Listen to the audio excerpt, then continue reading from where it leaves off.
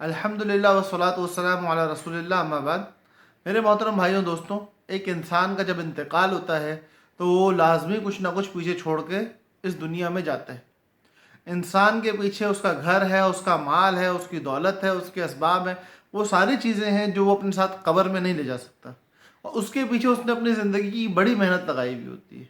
تو دین اسلام اتنا خوبصورت دین ہے کہ ان چیزوں کو بھی لاوارث نہیں چھوڑا، بلکہ ان چیزوں کے لیے بھی اللہ رب العزت نے پورا ایک نظام مقرر کیا ہے۔ ایک انسان کا جب انتقال ہوگا تو اس کے مال کا کیا ہوگا، اس کے بارے میں ہمارا دین ہمیں یہ بتاتا ہے کہ سب سے پہلے اس بندے کا کفن دفن کا جو معاملہ ہے وہ اس کے مال میں سے ادا کیا جائے گا۔ مطلب کہنے کا یہ ہے کہ اس کی قبر اگر خریدنی ہے تو مناسب پیسوں میں خریدی جائے گی۔ اس کی قبر خریدنے کے بعد اس کو جو کفن پہنایا جائے گا، اس کو غسل دیا جائے گا، ان چیزوں کے جو لوازمات لیے جائیں گے اس کو قبر تک پہنچایا جائے گا، مناسب پیسوں میں مناسب معاملات کے ساتھ اس کی اپنے ترکے میں سے کر دیا جائے گا۔ کرنے کے بعد پھر وہ مسلمان اور وہ انسان، مسلمان نہیں انسان جو زندہ ہے، خواہ مسلمان ہو کافر ہو کوئی بھی ہو، لیکن مالی معاملہ اس میت کے ساتھ ان کا تھا، اور اس مالی معاملے میں ان لوگوں نے اپنا دعویٰ کیا ہے کہ یہ بندہ ہمارا مقروض مرا ہے، تو ان لوگوں کا قرضہ ادا کرنا سب سے پہلے اس کو دفنانے کے بعد ضروری ہے۔ ایسا ممکن نہیں ہے کہ کوئی بندہ یہ کہے کہ میرے کو تو جائیداد میں سے حصہ دو، بعد میں قرضے دیکھے جائیں گے، ہم خود اپنے قرض داروں کو دیتے رہیں گے۔ نہیں، جائیداد تقسیم کرنے سے پہلے، مال کاروبار تقسیم کرنے سے پہلے ان قرض داروں کا حصہ ادا کیا جائے گا۔ جب ان لوگوں کو حصہ دے دیا جائے گا تو اس کے بعد جو کچھ مال بچے گا اس مال کو دیکھیں گے اور اس میت کی ہوئی وصیتوں کو دیکھیں گے۔ اگر اس نے کوئی وصیت کی ہے اپنی نمازوں کے فدیے کے حوالے سے، اپنے حج کے حوالے سے، یا کسی اور نیک کار خیر میں خرچ کرنے کے حوالے سے، یا اپنے کسی رشتہ دار جو کہ وارث نہیں ہے، یا غیر کسی دوست یار یا کسی غریب خاندان کے حوالے سے، کہ ان کو اتنا اتنا دے دینا، اور وہ اتنا اتنا جو دیا جا رہا ہے وہ 1/3 مال میں سے نکل سکتا ہے تو وہ دیا جائے گا، ورنہ 1/3 مال جتنا خرچ کرنے میں نکل سکتا ہے اس کو نکال کے باقی سارے مال کو روک لیا جائے گا، اور پھر وہ جو باقی ماندہ 2/3 مال یا سارا مال یا کچھ مال جو بھی ہے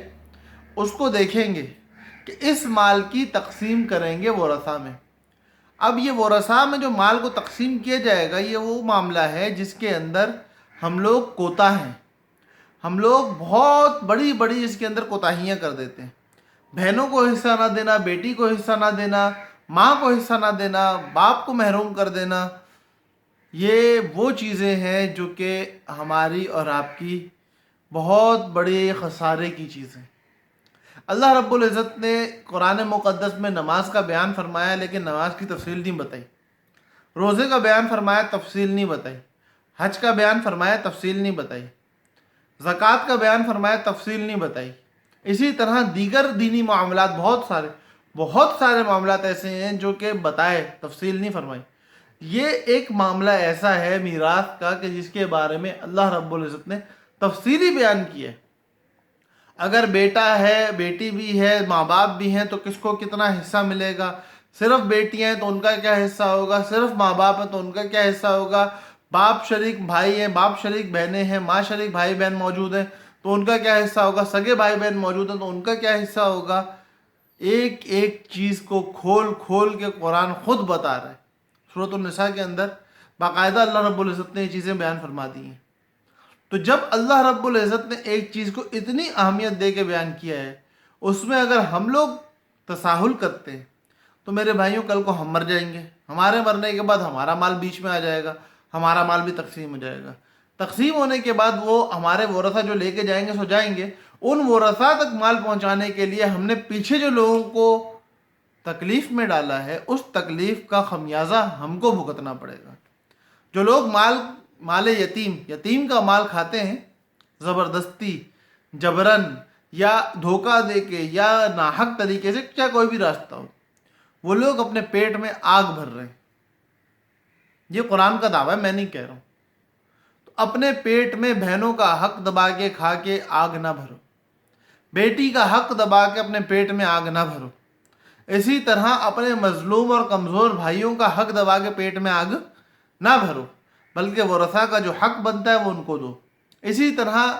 ہم تو ساتھ رہیں گے، انتقال ہو گیا ہے، اب ہم لوگ ساتھ رہیں گے، ہم تو ایک تھالی میں کھاتے آئے، ایک تھالی میں کھاتے رہیں گے۔ بڑے بھائی نے یہ بات بول دی اور چھوٹوں کو سنا دی، اور چھوٹے بھی بیچارے اب کہنا چاہتے ہیں، کچھ نہیں کہتے، خاموش ہیں، اپنا حق نہیں مانگ رہے، مجبور ہیں اس بات پہ کہ بھائی کے سامنے کیسے بولے۔ بڑے بھائی کے لیے یہ چیز جائز نہیں ہے کہ ایک تھالی میں سب کو رکھ کے کھلائے۔ بڑے بھائی کے لیے یہ چیز ان کی رضامندی کے بغیر جائز نہیں ہے۔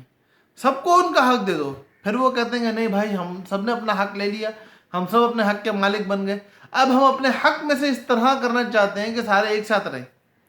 اور پھر مشترکہ کام کریں،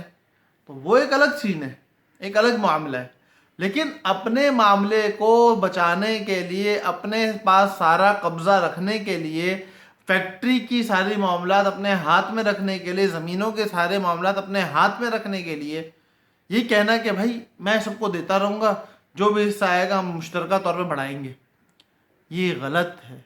یہ غلط طریقہ ہے، یہ خاندانوں کو توڑنے والا طریقہ ہے۔ جو بندہ وراثت میں حقدار ہے، کوشش کرو کہ وہ اپنا حق ضرور لے، وہ بندہ اپنا حق ضرور لے، لینے کے بعد اگر دینا چاہتا تو بھلے واپس کر دے۔ تخارج کا طریقہ ہے، فقہا نے لکھا ہے، لیکن وہ طریقہ اختیار کیا جائے لینے کے بعد، تاکہ آپ کے دل میں بھی کوئی ملال باقی نہ رہے اور لینے اور دینے والوں کے دل میں بھی کوئی ملال باقی نہ رہے۔ اسی طرح ہمارے بعض والدین یہ حرکت کرتے ہیں کہ بھائی بیٹیوں کو حصہ نہیں دینا چاہتے تو کوئی ایک کام کرو کہ زندگی میں جو کچھ بنایا ہے وہ بیٹوں کے نام کر دو۔ ٹھیک ہے، آپ کا مال ہے، آپ کر سکتے ہو، فقہا نے اس کو اچھا نہیں لکھا ہے، فقہا نے اس کو اچھا نہیں لکھا ہے۔ بہتر تو یہ ہے کہ اگر آپ زندگی میں دے رہے ہو تو بیٹا اور بیٹی کے حق میں فرق نہ کرو، یہ سنت ہے، یہ سنت ہے، اللہ کے نبی کی تعلیم ہے۔ اللہ کے نبی نے اپنے صحابی جب وہ آئے تھے اپنے بیٹے کے حق میں کچھ فیصلہ کروانے کے لیے تو یہی فرمایا تھا کہ سارے بچوں کو برابر دو۔ پھر تو اگر آپ 2 ایکڑ زمین بڑے بیٹے کو دے رہے ہو، 2 ایکڑ چھوٹے بیٹے کو دے رہے ہو، تیسرے نمبر پہ جو آپ کی بیٹی ہے اس کو بھی 2 ہی ایکڑ دو، 1 ایکڑ نہ دو۔ جتنا بڑے کا اتنا چھوٹے کا، جتنا چھوٹے کا اتنا بیٹی کا، سب کو برابر دو اگر زندگی میں دیتے ہو۔ آپ کا انتقال ہو جائے گا پھر ہی تقسیم کریں گے تو پھر بیٹی کو آدھا ملے گا بیٹوں کے مقابلے میں۔ اب وہ مال کہاں جا رہا ہے، کیسے جا رہا ہے، آپ کا تو انتقال ہو رہا ہے، آپ کو کیا کرنا ہے اس سے؟ اللہ پاک اس مال کو خود بڑھائے گا، آپ کو کیا پرواہ ہے؟ آپ کی بیٹی خوش رہے گی اور آپ کی بیٹی کا آپ پہ حق ہے۔ تو اس لیے میرے محترم بھائیوں دوستوں، جو بندہ مال کی تقسیم کے لیے آ رہا ہے وہ صحیح طریقے سے مال کی تقسیم کرے، نہ کہ مال کی غلط تقسیم کر کے اپنے لیے جہنم کما لے۔ اللہ رب العزت ہمیں یتیموں کا مال کھانے سے بچائے، ہمیں ناحق مال کھانے سے بچائے، ہمیں ہر اس برا طریقے سے مال کھانے سے بچائے جو حضور صلی اللہ علیہ وسلم کی شریعت میں حرام ہے۔ السلام علیکم ورحمۃ اللہ وبرکاتہ۔